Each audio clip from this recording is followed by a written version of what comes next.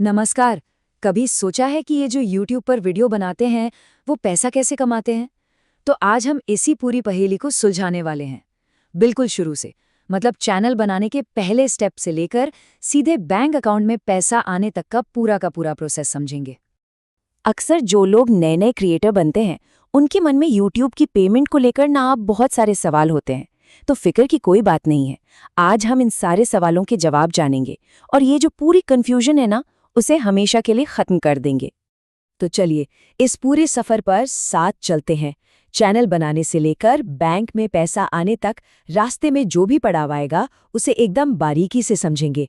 तो चलिए शुरू करते हैं। सबसे पहले एक बहुत बड़ी गलतफहमी को दूर करते हैं कि आखिर YouTube पर पैसा आता कहाँ से है। इसका सच क्या है? देखिए, कमाई का जो सबसे पहला और जरूरी नियम है वो ये कि YouTube पैसा देता है व्यूज का। लेकिन रुकिए, यहाँ कहानी में एक ट्विस्ट है। ऐसा नहीं है कि हर व्यू का पैसा मिलता है। नहीं, इसके लिए एक बहुत ही जरूरी शर्त है जो पूरी करनी पड़ती है। हाँ, ये जानना बड़ा मजेदार है कि लाइक्स, कमेंट्स, शेयर्स ये सब वीडियो को पॉपुलर तो बनाते हैं, पर इनसे सीधी कमाई नहीं होती। जीरो। असली पैसा सिर्फ और सिर्फ व्यूज से आता है, और वो भी तब जब चैनल मोनेटाइज हो चुका हो।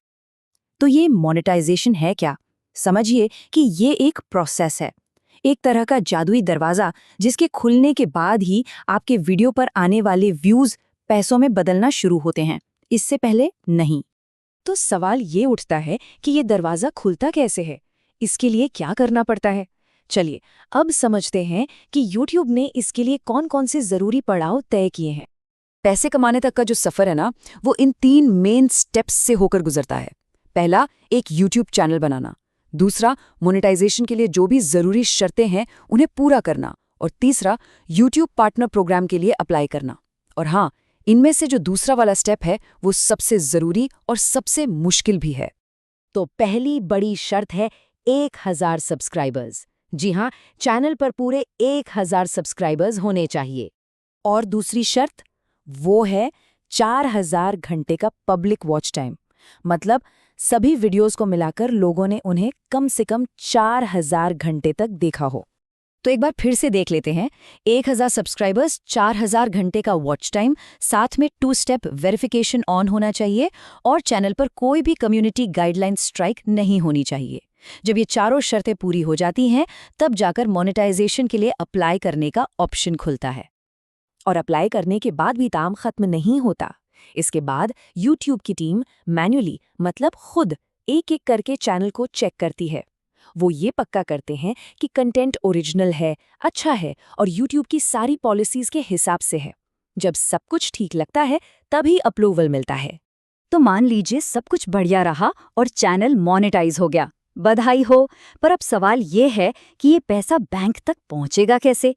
तो चलिए अब पैसों के इस मजेदार सफर को समझते हैं, जो हर महीने एक फिक्स्ड रास्ते पर चलता है। पहला स्टेप, पूरे महीने जो भी कमाई होती है वो YouTube स्टूडियो के डैशबोर्ड में दिखती रहती है। यहाँ से एक अंदाजा लगता रहता है कि वीडियोस कैसा परफॉर्म कर रहे हैं। अब दूसरा स्टेप, ये जो पैसा है ये YouTube से एक और जगह ट्रांसफर होता है। एक बात समझनी होगी कि YouTube सीधे बैंक में पैसा नहीं भेजता। इसके लिए वो गूगल के ही एक दूसरे प्लेटफॉर्म का इस्तेमाल करता है जिसका नाम है गूगल एडसेंस। तो ये गूगल एडसेंस क्या है? आसान भाषा में कहें तो ये एक पेमेंट हब है, एक तरह का बैंक जो YouTube से सारा पैसा लेता है और फिर उसे क्रिएटर्स के बैंक अकाउंट में भेजता है। ये एक बहुत ज़रूरी बिचौलिया है। तो इसका एक पूरा मंथली साइकिल है। मान लीजिए जून के महीने में वीडियोस से कमाई हुई, तो ये कमाई अगले महीने यानी जुलाई की 10 तारीख के आसपास एडसेंस में भेज दी जाएगी। फिर एडसेंस उसी महीने की 21 या 22 तारीख को वो पैसा बैंक के लिए रिलीज कर देता है और आखिर में 23 से 26 तारीख के बीच वो पैसा बैंक अकाउंट में पहुंच जाता है। ये साइकिल हर महीने ऐसे ही चलता है। लेकिन एडसेंस से पैसा बैंक में आ सके उससे पहले कुछ वेरिफिकेशन करने होते हैं। ये सब सिर्फ एक बार करना पड़ता है, पहली पेमेंट से पहले। तो इसमें 3 मेन चीजें होती हैं। सबसे पहले आइडेंटिटी वेरिफिकेशन। इसके लिए कोई सरकारी आईडी जैसे पैन कार्ड या ड्राइविंग लाइसेंस देना होता है। दूसरा, एड्रेस वेरिफिकेशन। इसके लिए एडसेंस डाक से एक चिट्ठी भेजता है जिसमें एक पिन होता है। और तीसरा, बैंक अकाउंट को लिंक्स करना। इसमें बैंक की डिटेल्स और स्विफ्ट कोड डालना होता है। इन सब से ये पक्का हो जाता है कि पैसा सही इंसान को सही पते पर और सही अकाउंट में जा रहा है। अच्छा, तो वेरिफिकेशन भी हो गया। अब क्या पैसा आ जाएगा? नहीं, अभी भी एक आखिरी नियम बाकी है। इसे कहते हैं $100 का नियम। एडसेंस तब तक पैसा नहीं भेजता जब तक एक खास अमाउंट जमा न हो जाए। चलिए इसे एक उदाहरण से समझते हैं। मान लीजिए जून में $50 की कमाई हुई। ये पैसा एडसेंस में चला तो जाएगा पर मिलेगा नहीं। फिर अगले महीने जुलाई में $50 और कमाए।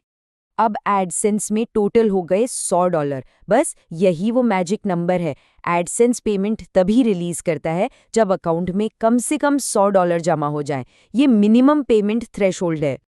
तो सबसे ज़रूरी बात यह है कि एडसेंस सारा पैसा तब तक अपने पास होल्ड करके रखता है जब तक $100 पूरे नहीं हो जाते, चाहे इसमें 2 महीने लगे या 6। और जैसे ही $100 का टारगेट पूरा होता है, वो सारी जमा की हुई रकम अगले पेमेंट साइकिल में बैंक अकाउंट में भेज दी जाती है। तो अब ये तो साफ हो गया कि विज्ञापनों यानी एड रेवेन्यू से पैसा कैसे काम करता है। पर क्या कमाई का बस यही एक तरीका है? बिल्कुल नहीं। YouTube पर पैसे कमाने के और भी बहुत सारे तरीके हैं, जो क्रिएटर्स के लिए कमाई के नए-नए दरवाजे खोलते हैं।